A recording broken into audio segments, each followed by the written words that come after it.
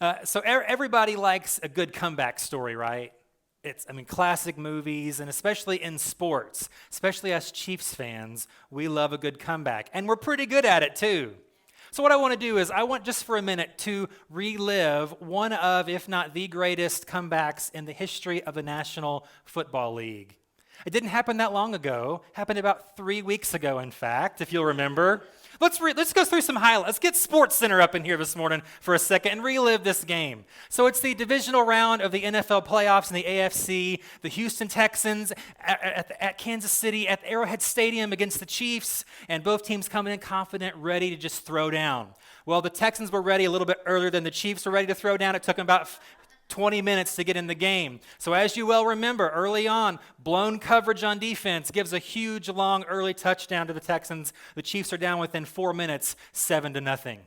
And then, when you know, the Chiefs get the ball back and they can't get a first down because Kelsey, for the moment, had the dropsies. It didn't last very long, but for a minute there, it wasn't going so great for him. And did you see him when he hit the turf after he made that first drop? I was like, he just broke his hand. What a doof. But he didn't, so that was great. His hands worked really well. So anyway, we try to punt the ball. Dustin Colquitt, I love you. You're a faithful man of God, but that wasn't your day 3 weeks ago because he had his punt blocked, which was returned for a touchdown. We're down 14-0, just like that. Then again, the Chiefs have the ball, can't make anything happen. And so then what happens? The Texans get the ball back. They can't score, finally. Thank you, Jesus. But then when they try to give us the ball back, Tyreek Hill decides he doesn't want to catch the ball this time. So the ball, he just drops it, loses it. Texans go 5 yards for their third touchdown of the first quarter. In 15 minutes, the Chiefs are down 21-0. I've never heard 70,000 people be so quiet in my entire life. It was something to behold. The second quarter starts. The Texans decide, let's just keep scoring while we can. They get another field goal. With 10 minutes left or so in the second quarter, the Chiefs are down 24-0. But there was a comeback that was ready to happen. So the next kickoff, our man McCole Hardman, Pro Bowler returner, does his Pro Bowl return thing and gets us a huge return on the kickoff to about the 40-yard line, where then Mahomes does his magical thing, leads them down the field 40 yards in about a minute and a half, and they score a touchdown. And you could just tell, even after the return, after that first touchdown, you could just feel something shift, right? You could just tell, okay, the lid's now off, here we go. And wouldn't you know it, about 2 minutes later, they score their second touchdown. Pretty amazing. And then the Texans can't hold on to their return either. They fumble the ball. The Chiefs get it back on the 5-yard line, score their third touchdown in about 3.5 minutes. So now they're only down by 3 points. The comeback is on, but it's not quite complete yet. So the Chiefs decide, like the Texans did a few minutes earlier, we like this scoring thing. Let's just keep doing that, right? Let's just keep going. So they go on and score another touchdown, their fourth touchdown of the second quarter, and at halftime, they're up 28-24. Amen. Yeah, all right. But here's the thing. The comeback's not complete at halftime, is it? Still got 30 minutes left to play. But the Chiefs decide again, pedal to the metal, foot on the throat, let's go for it. So they go score 2 more touchdowns in the third quarter. They go on a 41-0 run, something I've probably never seen or heard of in my entire life. It's an amazing thing to think about. So now they're up 41-24. Fourth quarter is kind of boring. The Chiefs only scored 10 points, Final score, 51-31. So now it's not the largest comeback in NFL history on its own.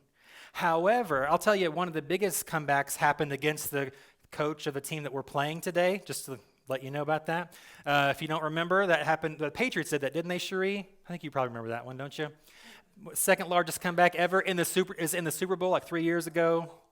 The offensive coordinator of the Falcons is now the head coach of the 49ers, so you can breathe easy. He can't keep a lead. All right, so, and we have Mahomes, who doesn't know what a deficit really is for very long. He's like, we're done losing, let's just keep going here.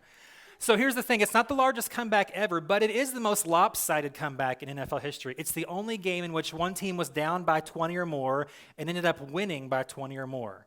Only happened once, and we were the beneficiaries of that. So we like a good comeback story. That's what we're going to talk about today, is a comeback story. So we're in this series 2020 talking about vision, perfect vision for your life, for this year and beyond. So what we're doing is looking at Revelation chapters 1 through 3, where John has a vision of Jesus. And Jesus shows him all these crazy things, apocalyptic things, all these different, images and brief moments in the future that are just sometimes confusing, sometimes scary. But before that, the first 3 chapters of this revelation, this vision that John has, are 7 messages to these churches that he had pastored earlier in his life. So it's kind of this, what I would say is this sort of personal moment that Jesus takes just a minute with John, says, hey, before I get to like big picture future stuff, I want to talk about you and your life and your ministry in those churches for just a few minutes. So Jesus has these messages to each of these 7 churches, and we've talked about 2 of them so far. And we're going to talk about this one today. The church is in the city of Smyrna. So Smyrna, as far as we're talking about comebacks today, Smyrna is a city that's already had a comeback in its history.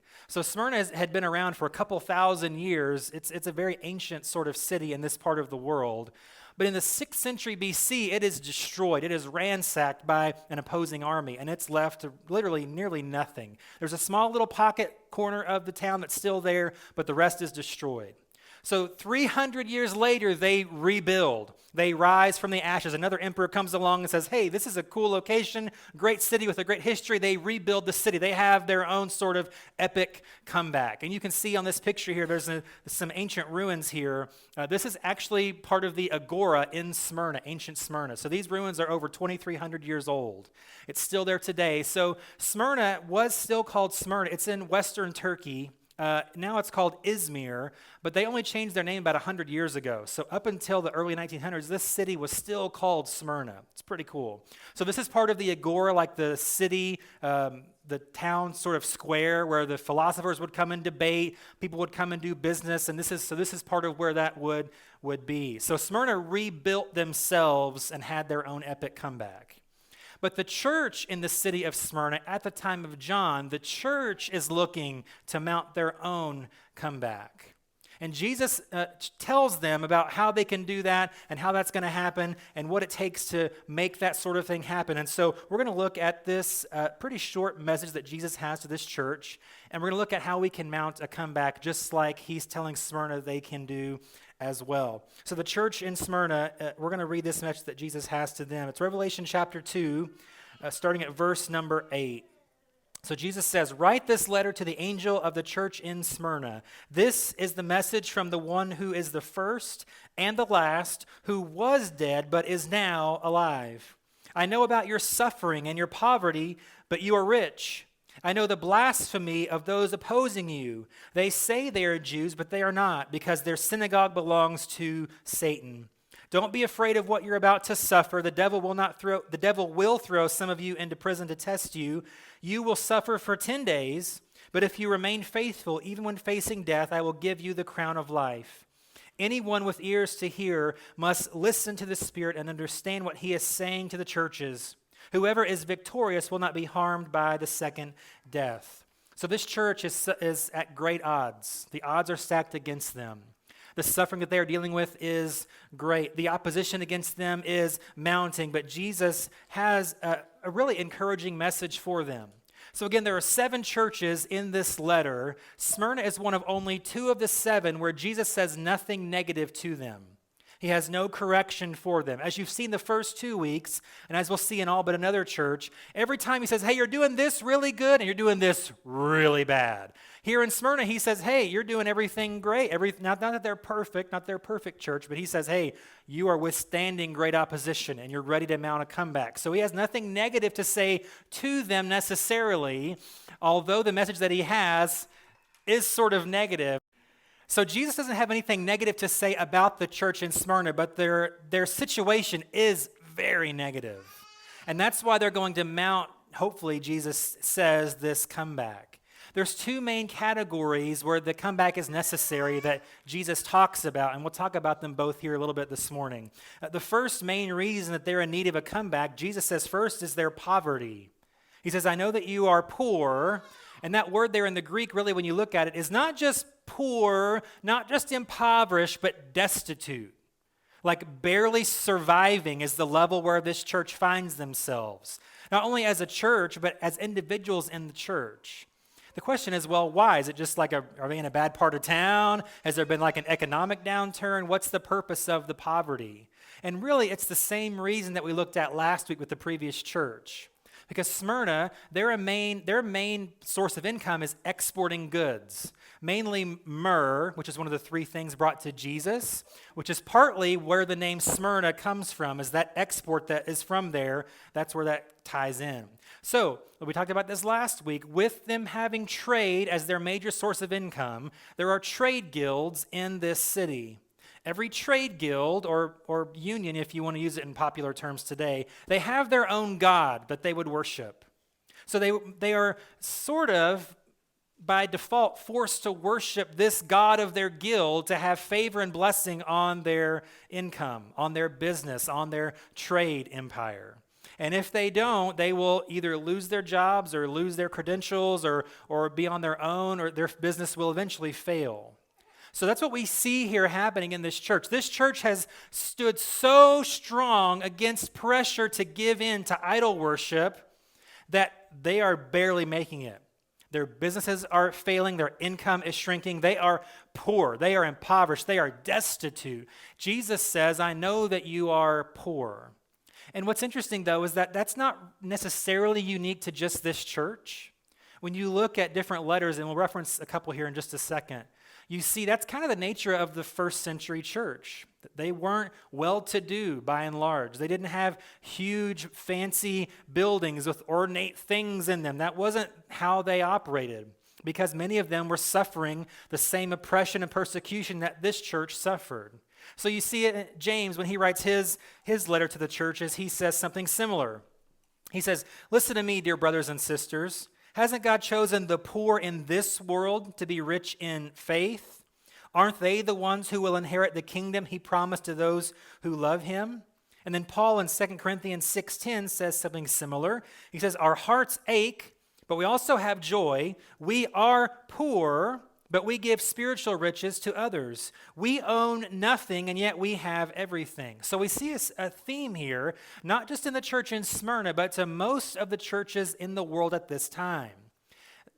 They know that what we have now is not much, but what we're rich in is what really matters. Because what Jesus says to Smyrna is, I know that you are poor, but you are rich. It's like, well, no, that doesn't make any sense, Jesus. You just said they're poor. How can they be rich? He means in the things that matter, in the ways that matter. And so we see that here in these other letters as well. And they're following, honestly, in the example of Jesus in living this way, in living their faith out so strongly they're willing to give up anything and everything for the cause of Christ. It follows in the example of Jesus, which again in 2 Corinthians, Paul says this, chapter 8, verse 9, you know the generous grace of our Lord Jesus Christ, though he was rich, yet for your sakes he became poor, so that by his poverty he could make you rich. Now that doesn't mean that Jesus is going to make you filthy rich. It's not obviously what he's saying there. He's saying that you're following in the example of Jesus. He had everything but was willing to give it up for the cause of the greater good. And the churches are following in that pattern. Now, there's nothing wrong with having things. There's nothing wrong with wealth. There's nothing wrong with possessions. But it's also not necessarily a status that we should aspire to have. That shouldn't be the number one thing on our to-do list, or the number one goal in life is to be materially wealthy. But the number one goal for Christ followers is to be spiritually healthy, spiritually rich. And I'll say this quickly as we move on to the second main part. Again, it's not bad to have things, and they were poor, and so you think, well, that's not good, that's terrible, that's bad. I will say that's not always all a bad thing, because here's what we find. I read a couple of articles and studies on this recently. One of the main reasons for spiritual decline in this country is affluence. If you get to the core of the core, you can say, well, it's these reasons, but get down deeper. It's this, get down deeper. One of the, if not the main reason for spiritual decline in our culture, in our country, is affluence. So we have the ability to do more, and the availability to do more, and so we do more of these other things and just get distracted off of what really matters. We're distracted beyond more than we've ever been before. Spiritual things sort of take a back seat. They have less importance because, well, I got to do this and we got to do that, and we just get way too distracted because we have more and can do more. We have more, and so we're less dependent on God sometimes. Like, I don't need to really rely on him hardcore because I'm doing fine. Bank account's fine. Job's fine. I'm protected. I'm provided for, and I've done a lot of that on my own, so what do I need God for? That's where our culture is. So it seems that the church, and this is true around the world, the church grows the most where they have the least. It's just true. It's a fact. It's not to say that people that have more can't grow spiritually or be as strong or as on fire spiritually, but it's way more difficult. What did Jesus say? It's easier for a camel to go through the eye of a needle than for a rich man to enter the kingdom of heaven. He said the same thing all along. When I'm so distracted with affluence, with stuff, with things, with culture, on all these other pressures and responsibilities and things that I focus on, it takes that time and attention away from what's really important. So the church here had very few distractions. They had very little to hang their hat on. So they had to rely upon God. They had to focus on him. They had to seek him for everything. So while the poverty is not a good thing, it's not always necessarily a bad thing, and it wasn't for this church, for sure. The second main area in which the church is looking for a comeback that we'll spend a little bit more time on is this idea of suffering. Jesus says, I know you're suffering. You're going to continue to suffer. You will suffer more. So the things that they're suffering are literal imprisonment for their faith, literal martyrdom for their faith, being killed by the authorities for their faith. They were truly suffering in the strictest sense possible. So for a few minutes, let's walk through some of their suffering that he mentions specifically and see how they can apply to us. So we're going to look at 3 things to know in order to mount a comeback in your life. 3 things to know in order to mount a comeback in your life. The first one I will get through very quickly because it's just kind of an obvious statement that's negative, but it's obvious anyway. The first thing to know that we have to know in order to mount a comeback is we have to know we will suffer. Life is, some of that is just we do. It's just part of how it is. Jesus tells Smyrna, I know that you are suffering. And so for someone to expect to live a life apart from suffering, no matter their spiritual condition or otherwise, it's going to be a tough existence for that person. Just assume, life's going to be way easier for me than everybody else. I'm going to have way fewer problems and way less stress. And that's life's going to really hit you hard, really fast, and repeatedly if that's our mindset. And it's the same for people of faith. So we don't want to have this idea either, that now I become a Christian, my life is way easier. It's way simpler. That's not really the case. In fact, if you look at Smyrna and the generation before and after them, it was the opposite. Wouldn't the church of Smyrna have been way better off financially, socially, if they had not followed Jesus?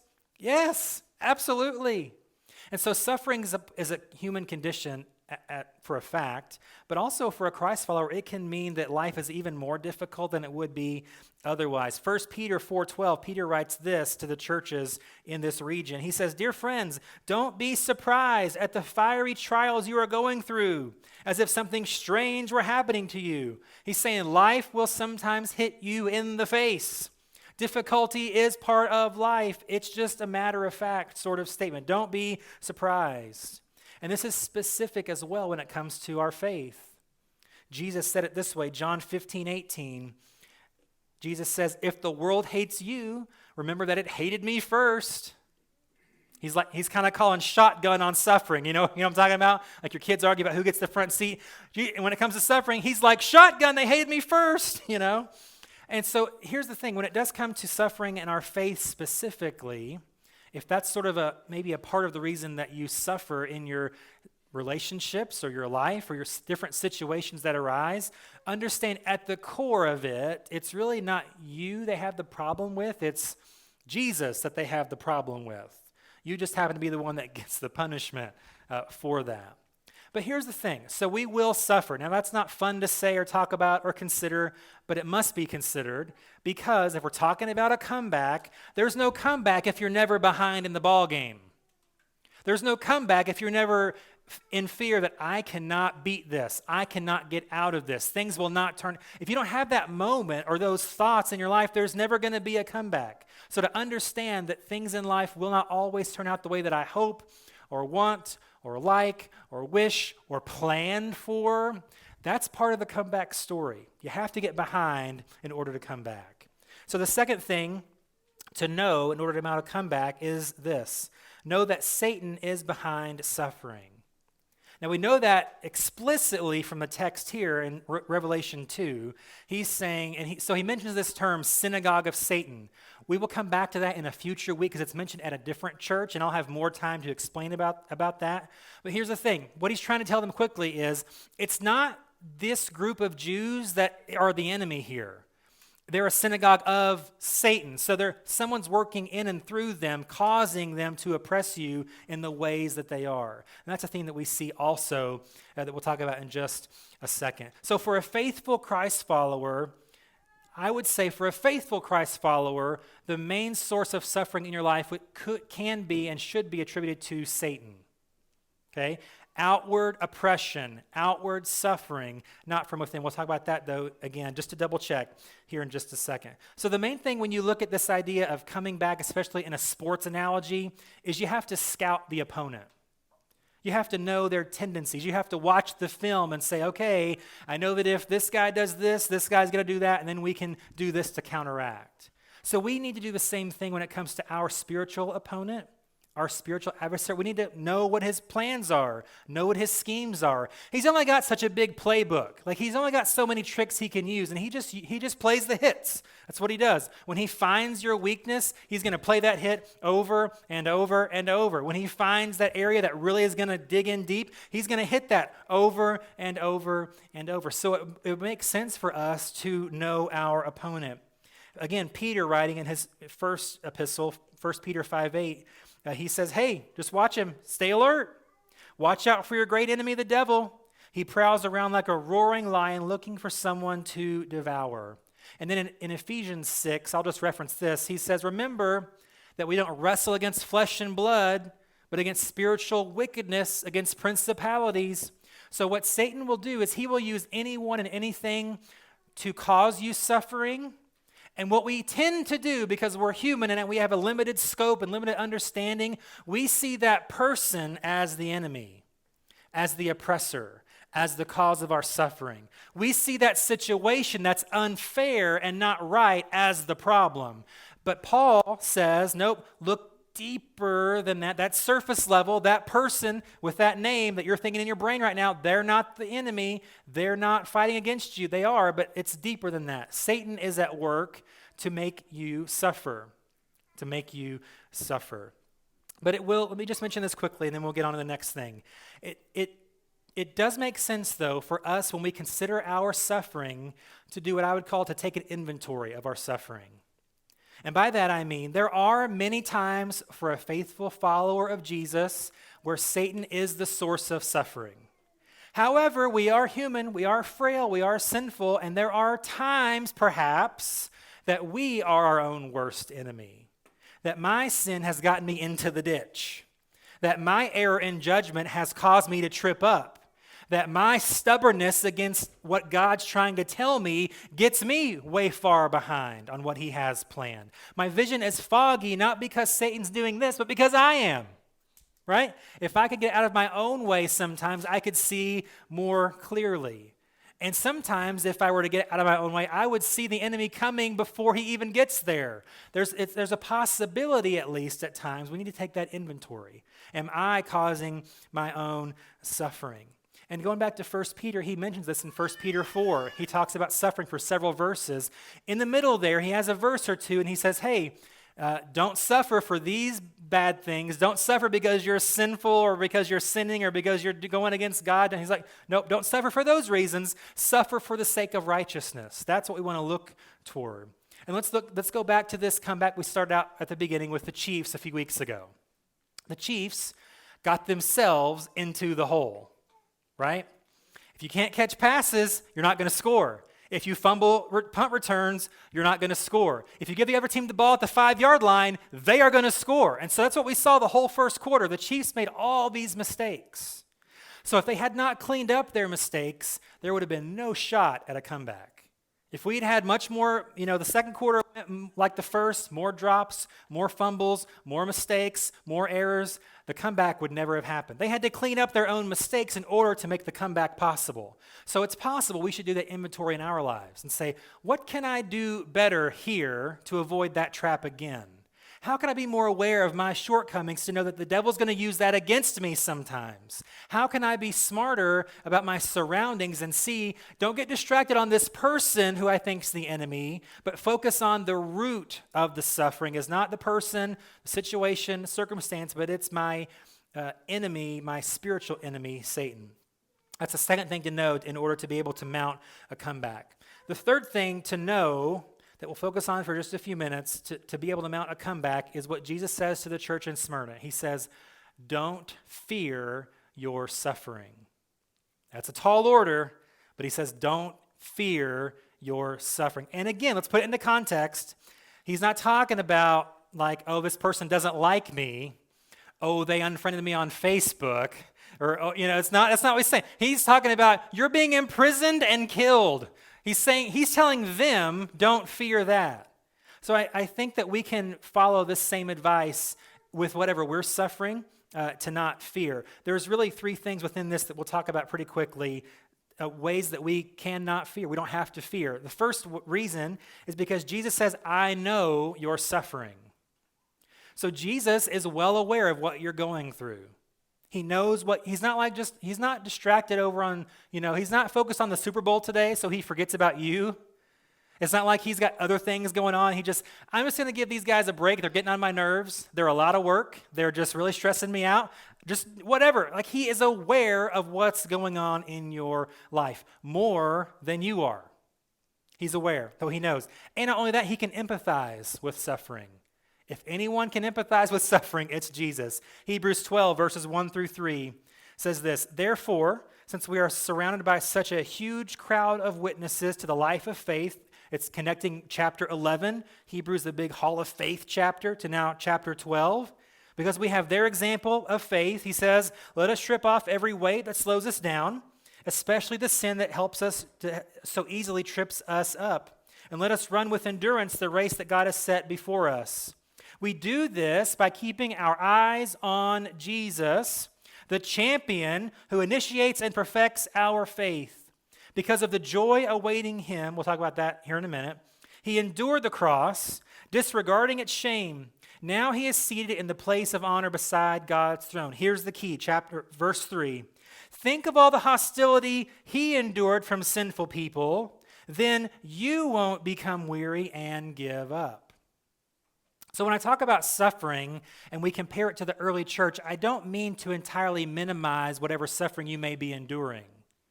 So your suffering is very real to you. Someone else may not quite understand how deep a hurt is, or how big a loss is, or how much fear it might be crowding into your mind and your heart right now, but you know, because you're dealing with it. It's your suffering, it's your pain, it's your loss, it's your fear. So Jesus says, hey, I know, I understand.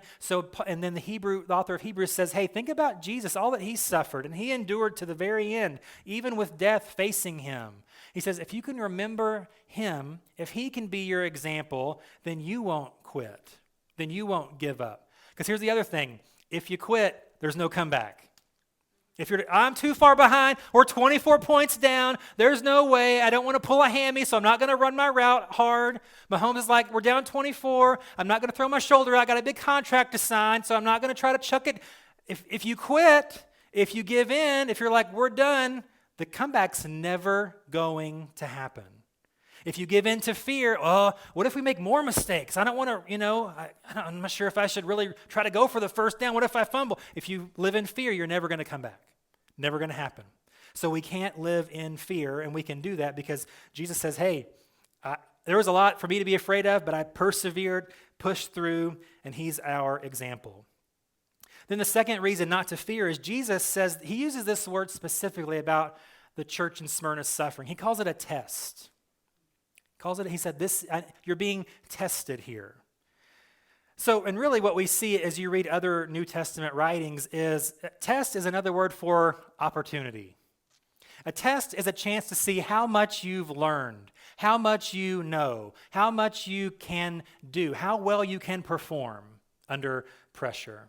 So it's a test or an opportunity. And again, going back to Hebrews and James, it's an opportunity, believe it or not, for joy. Hebrews 10:34, you suffered along with those who were thrown into jail. When all you owned was taken from you, you accepted it. Well, how in the world did they do that? With joy. You knew there were better things waiting for you that will last forever. And then James chapter 1, verses 2 and 3, similar language here. Dear brothers and sisters, when troubles of any kind come your way, consider it an opportunity for great joy. For you know that when your faith is tested, your endurance has a chance to grow. So Jesus says this to the church, your suffering is a test. It's an opportunity for joy. What will you do with that opportunity? The author of Hebrews and then James also say suffering can serve as really a spiritual exam, if you will. What good can come from bad? How can I grow spiritually even through suffering? What can I learn? How can I be strengthened for the next time? Because here's the thing, you're not just going to probably suffer once. Like if you get through one ordeal, there'll be another one. And so if we've learned how to grow stronger, how to be more spiritually aware, we can be more prepared for the next occasion. Now, this doesn't mean that God causes all suffering or God causes your suffering, but we do know that he will even use suffering for our benefit. So we don't want to waste it. We don't just want to deal with it. We don't just want to survive it. We want to grow from it. We want to learn from it. We want to get stronger for the next time. And that's what the 49ers are going to do today. From their loss today, they're going to learn how to be better next year. Okay? I like that. That was good. So here's the third thing to know. The third reason we don't have to fear suffering is Jesus tells the church in Smyrna that your suffering is only temporary. He uses this term 10 days. He said you're going to suffer for 10 days. Now, that's not a literal 10-day period. So what you read in ancient literature, Jewish and non-Jewish literature, is this term, 10 days, is used to describe a short period of time with a definite ending. So Jesus uses this term on purpose, 10 days. It's not literally 10 days, but he's saying your suffering won't last forever. He's probably, maybe, I'm getting into the mind of Jesus for a second. I'm thinking about Psalm chapter 30. It says, weeping may endure for the night, but joy comes in the morning. It doesn't last forever. There will be at some point an ending to the suffering that you're facing. That's what Jesus tells the church in Smyrna. Another scripture, we got a lot of scripture today. We're almost there. All right, we're in the fourth quarter now, okay? Romans 8:18, Paul says, yet what we suffer now is nothing compared to the glory that he will reveal to us later. Now, there's good news and bad news there. The good news is the suffering will end for every follower of Jesus. The bad news is we don't know exactly how long your 10-day period is going to be.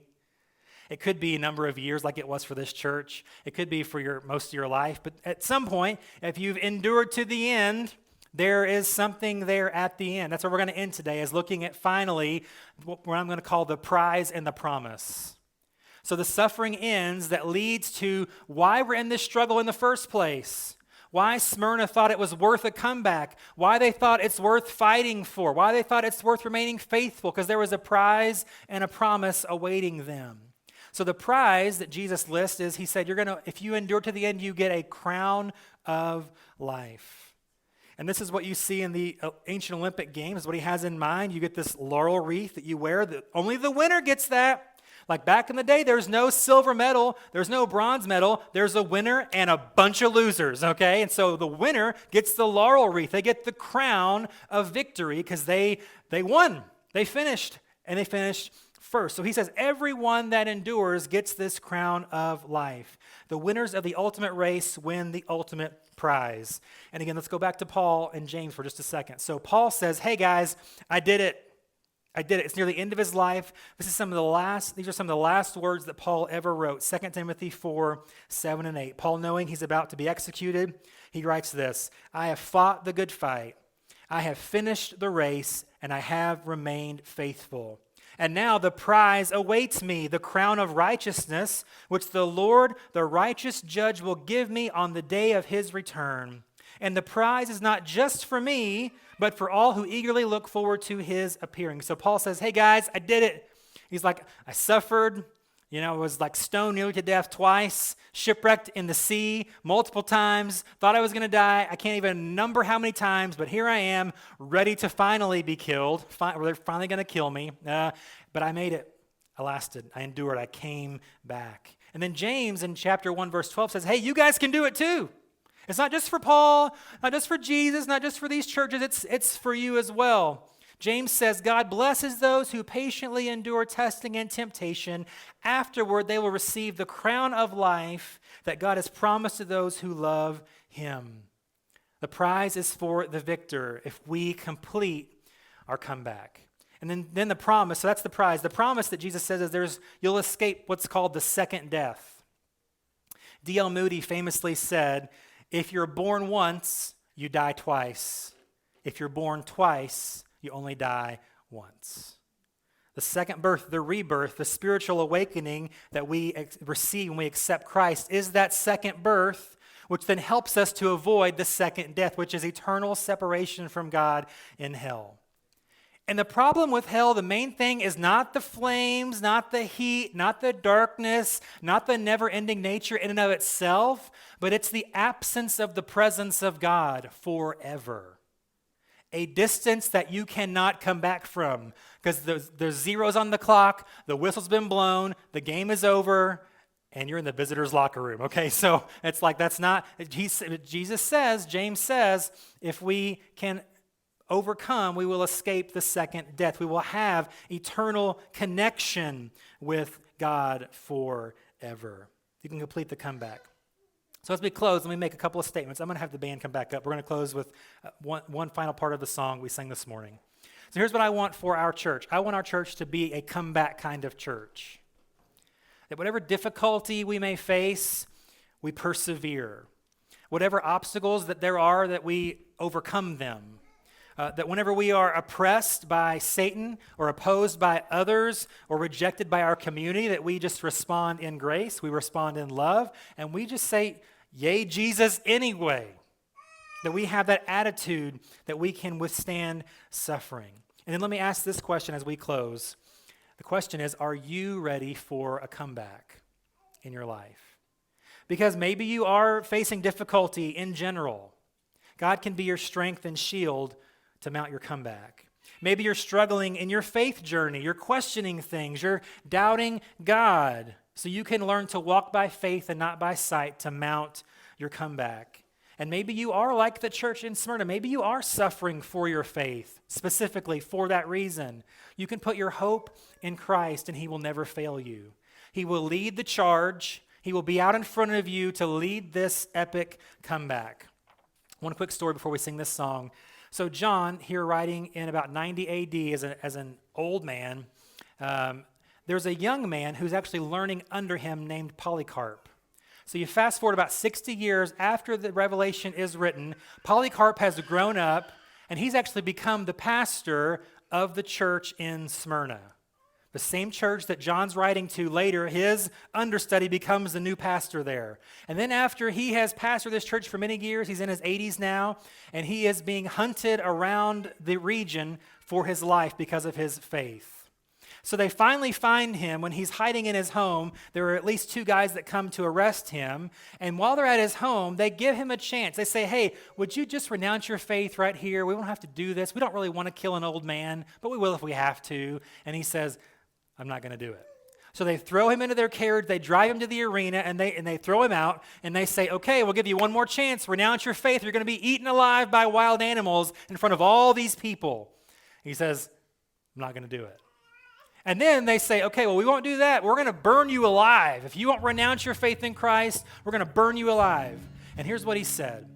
He said, these 84 years, Christ has never failed me why would I now deny him? So they took him, they tied him to a stake, and they lit it on fire. And the story goes, kind of like John, he was dipped in hot oil but didn't die. Polycarp apparently didn't die very fast. He was just burning, burning, never dying. So then after he doesn't die, they eventually stab him to death. He had 3 opportunities to denounce his faith. He's going to suffer. He's going to suffer a brutal death. He's going to suffer a terrible ending. And yet, he did suffer that, but ultimately his pronouncement of faith is what led to his ultimate eternal comeback. Because we know, I'm ready to meet this guy in heaven and be like, wow, that's a cool story, Polycarp. I want to hear more about your life. How were you so strong in your faith to withstand death looking you right in the face? How were you, why didn't you just say, yeah, I've done my thing for Jesus for all my life. I don't want to die this way. I want to go out peacefully, so yeah, sure. I want to hear that story from him. So we know that he mounted a comeback. He received his prize. He realized his promise. So I want us to sing this last chorus of this song we already sang this morning. And think about that in your life. Whatever you're dealing with, Christ is faithful. Whatever suffering you may be enduring, he's bigger than that. However dire the straits may be, that's just getting you ready for your comeback.